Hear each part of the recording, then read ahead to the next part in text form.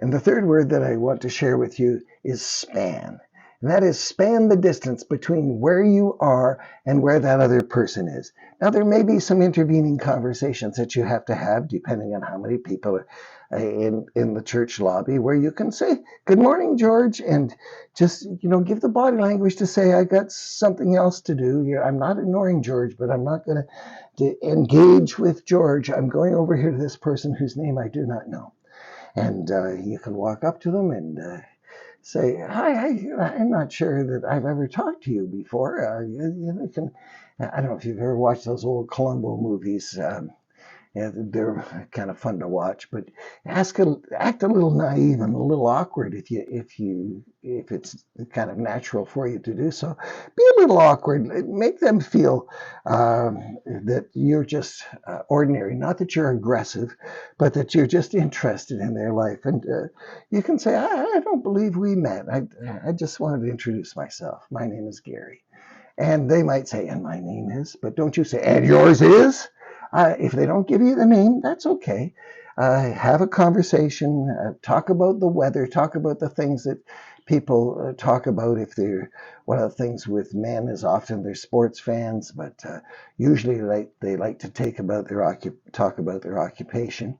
And you can learn to have a library of questions that you can ask. And in the plan, as you're coming in, ask the Lord to give you the right things to say to people. You will be amazed at how things will pop into your mind that are the right question to ask. Not invasive question. Not, "Are there others attending with you today?" Because they might say, "Well, no, I didn't." But that might be a little awkward for them. Not who's this with you, or whatever. Just gradually and gently move into their life. Span the distance, the emotional distance, but first of all, the physical distance between you and the other person. And when you get up to them, mirror their behavior. If they appear to be somewhat outgoing, then you can be your normal outgoing self if you're outgoing, or your best outgoing self. If they're shy, then you can be shy as well.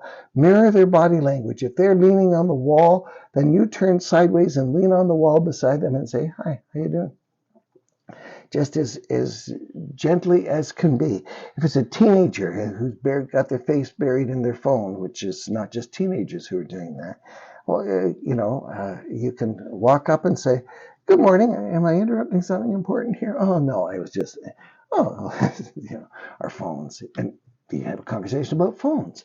It's really easy if you will take the initiative. It's really hard if you try to plan everything in your side of the conversation. You can plan what you're going to do. You cannot plan their response. Don't anticipate their response. So make sure that you take those three things in mind, and that's 3 seconds of your life. That's it.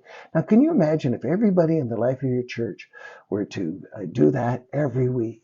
Scanning the crowd, finding somebody they don't know very well, having a little conversation with someone who they have never met before. Might be a 5-year-old, it might be a 15-year-old, it might be a 95-year-old. Scan the crowd and span the crowd to follow your plan.